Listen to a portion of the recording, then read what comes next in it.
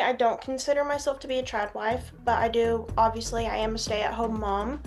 Um, People kind of put that label onto me. Part of the reason we're talking about tradwives today is because of Nara Smith, the interview that she did recently about tradwives, where she said on Call Her Daddy that she doesn't really associate with the term. It's just been so normalized for women to go to work and for women to go to school. And because of that normalization, when a woman chooses to do something different, then it's just like, oh, what are you doing? Hey, I'm Hannah. This is What in the World from the BBC World Service, and I'm here with Chelsea Coates, a BBC journalist.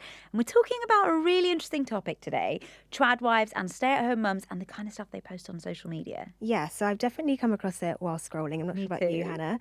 And it was actually added to the Cambridge Dictionary Mm. last year because it's become that popular now.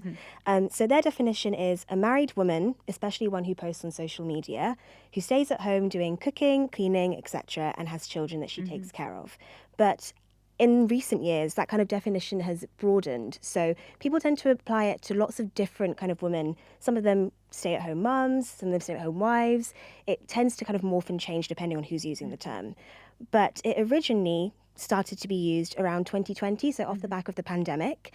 A lot more of us were staying at home with our Yeah, families. A lot of us were looking for banana bread I was recipes. really into sourdough. Yeah, sourdough too. Mhm. So you can see how that kind of mixes in with a demand for tradwife content. But Totally. recently, there's been kind of some controversy and backlash related to it Mhm. because of an interview that Nara Smith did. So she's probably one of the women that people will think of Yeah, of first course. when they think of the term tradwife. But she recently said that she doesn't associate herself with the term. She's a working mum. She splits childcare equally with her husband, and people were surprised to hear that. So we're getting into some of how that definition is changing today. Yeah, and we are speaking to someone who posts this kind of content about how she feels about these labels. So, hi, welcome. Introduce yourself. My name is Crystal Gorsuch. I live in the middle of nowhere in the United States. I post a lot of lifestyle motherhood content. I'm a 20-year-old stay-at-home mom, and I absolutely would not have it any other way. So, Crystal, when did you start posting about being a stay at home mum? Why did you decide to start posting about it? So I started posting when I first found out I was pregnant. I made a secret TikTok account and blocked everyone that I knew. Um, I just could not keep it a secret. I had to tell someone, so I felt like strangers on the internet would probably be my best bet. Uh, then about halfway through my pregnancy, my husband and I had to relocate and he had to get a new job. And because of that, he wasn't going to be able to take a paid leave. And I also was not going to be able to get a paid leave from my job. So I continued posting, continued building a community in hopes that my social media could help support us while we both took unpaid leaves after our daughter was born. And it really took off. What kind of reactions do you get to your content, both in the comments from strangers, people you don't know, but also from your friends and family? My friends and family are super supportive.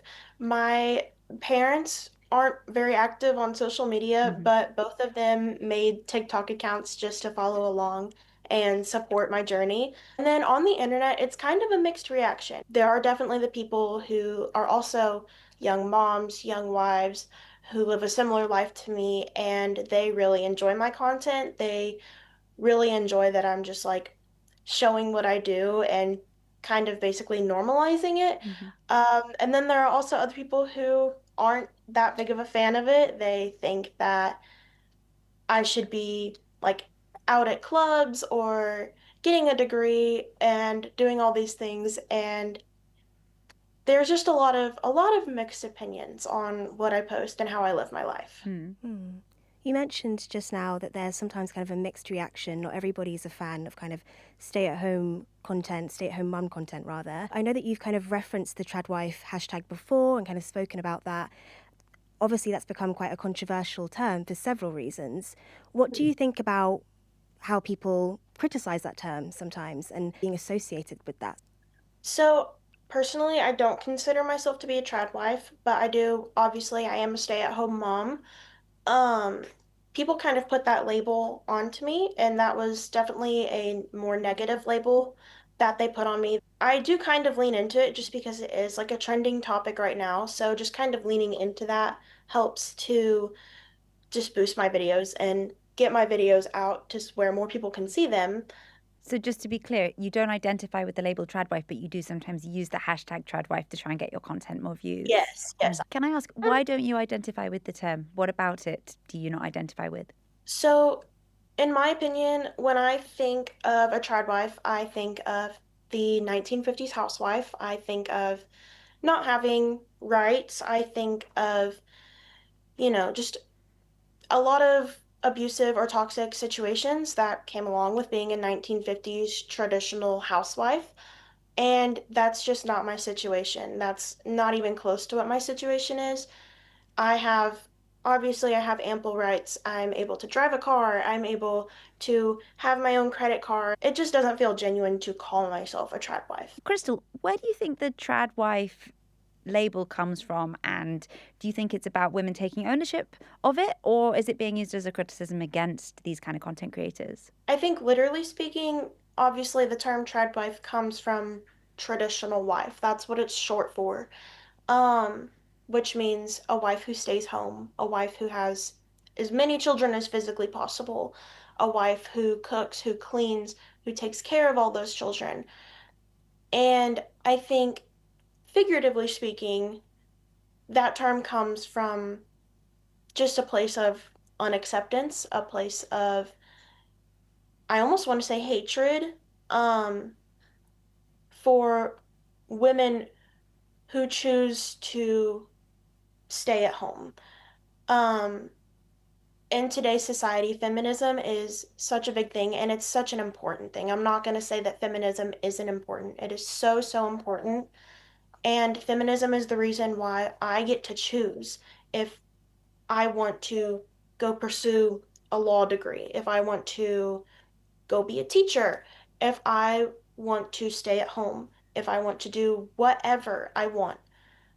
And I think that there's just this underlying, I don't want to say hatred, but disagreement or dislike for women who don't go out and choose something other than staying at home. I really think that it's just been so normalized for women to go to work and for women to go to school. And because of that normalization, when a woman chooses to do something different, then it's just like, oh, what are you doing? So you're saying that you see it as more of kind of a negative term that's being applied to stay at home mums who post on social media as a whole, which is interesting because part of the reason we're talking about tradwives today is because of Nara Smith, the interview that she did recently about tradwives, where she said on Call Her Daddy that she doesn't really associate with the term. She says that she's a working mum, she splits childcare equally. What did you think about that when you heard about her comments? I never really considered Nara to be a trad wife. Hmm. I feel like I was one of the select few who didn't really consider her to be a trad wife. I definitely considered her to be a stay-at-home mom. I even thought that she was like maybe even the primary parent to do the child care. Um, but I knew that she was a very, very successful model. And in my mind, if you're bringing in money, that just automatically makes you not a trad wife. So, in a way, maybe like a real traditional wife would not be on social media and wouldn't be sharing it at all. But what we're looking at here is a really interesting trend where you've got a lifestyle meets social media goes viral. And the whole point of being a trad wife is they're actually all really successful businesswomen. They're not just stay at home mums at all, because you'll see from the size of their profiles and how really fantastic the production values of their content are that they're doing a really good job. So the idea of a trad wife is actually also a social media boss queen, right? Hmm. Just one that posts about a more traditional lifestyle.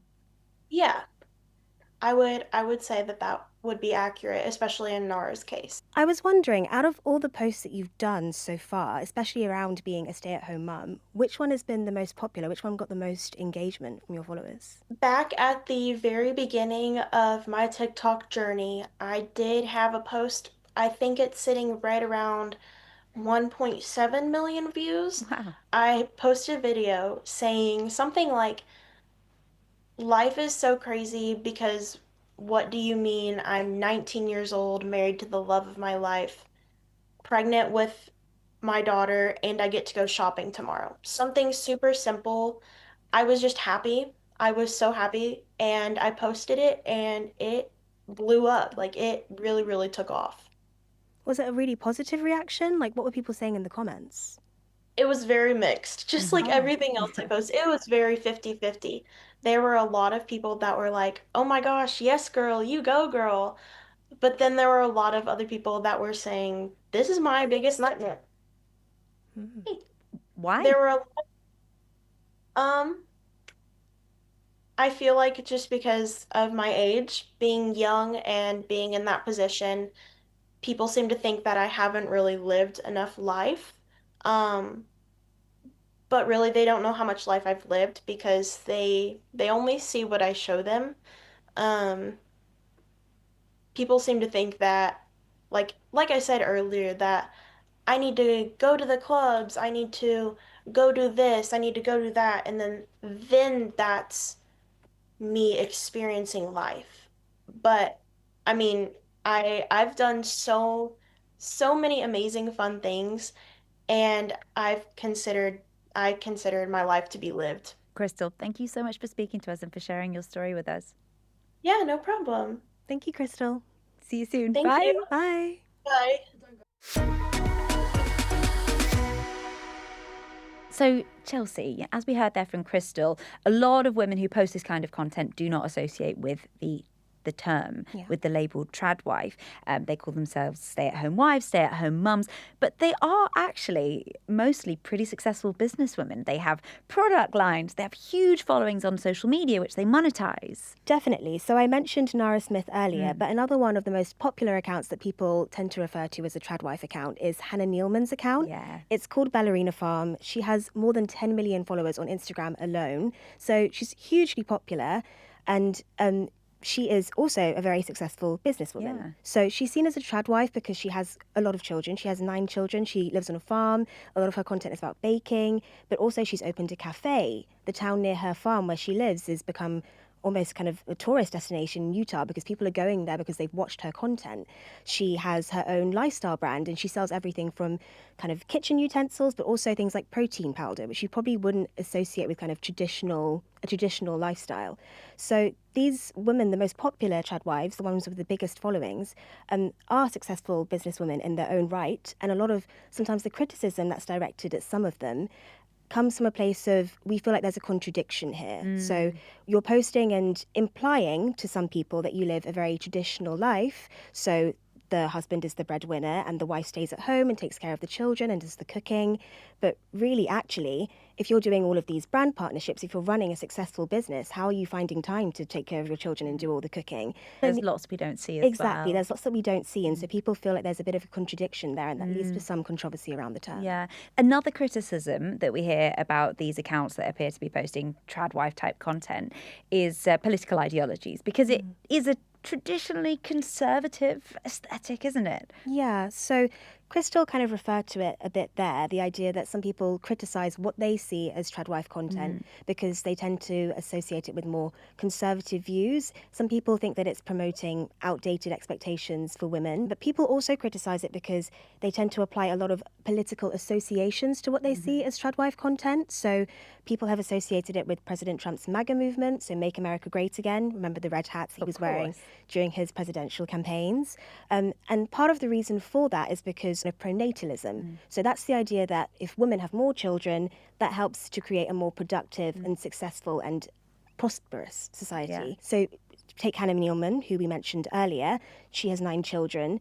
Because they tend to have more children, people tend to kind of apply this political movement to them, even though it's something that they haven't taken on themselves. They haven't admitted that they're proponents of themselves. So because of that, there tends to be a lot of kind of controversy around the term. People tend to see it as very politically aligned with the conservative or the right. Some of the videos I've seen are actually like parody videos, Yeah. quite satirical. They're laughing at the kind of the concept, and a lot of them have been accused of rage bait as well, of deliberately trying to get people quite angry to try and promote the views. And we know that the more emotive content people post, the more divisive it is. Often, the more engagement it gets. Definitely. But I have to say that some people, or a lot of the followers, you said Hannah Nealman Hillman's got 10 million followers on Instagram. They find her stuff really aspirational because on the face of it, it's a woman who gets to live this beautiful lifestyle without having to work a 9 to 5 in an office. And Chelsea, before we go, I want to end with this. Where do we think the trad wife trend is going? Do we think it's going to continue to be popular and aspirational, or are we going to see more of a backlash against it? Well, like you said, I think it is really aspirational, especially if you kind of compare it to other trends that we have around women on social media, the ones that we decide are aspirational. So in the past, it was the girl boss trend, the idea of kind of empowering women who are successful in really male-dominated fields. So think women CEOs or women founders. This tends to exist kind of as a polar opposite to that, because like you said, instead of working this 9 to 5, you can still be successful, but from home. It's kind of promoting this, in some cases, idealized image of the past by saying traditional wife, which can kind of feel like a relaxing escape from modern life or the pressures of modern life. And I think that's why it's so appealing to so many women. So I think we are going to see that kind of idea endure for a much longer time. And we've got film adaptations coming out of books about trad wives, one of the best-selling books of this year. Yesteryear. Called Yesteryear. Anne Hathaway is set to star in it. And we're also seeing that so many young women like Crystal are posting stay-at-home mum content, whether people want to call it trad wife or not. And it's continuing to become successful. Data recently actually showed that over half of the people that are watching content with the hashtag tradwife on TikTok are aged 18 to 24. So it's something that's continuing to get lots of engagement, partially because it's seen as so controversial. And we know that that tends to feed into success online. So I think it's here to stay. Chelsea, thank you so much for coming back on the podcast. It's so great chatting to you. Thank you for having me, Hannah. And thank you for joining us. But before we go, please do drop us a comment on this one. I want to know your thoughts. And for now, I'm Hannah. This is What in the World from the BBC World Service, and we'll see you next time.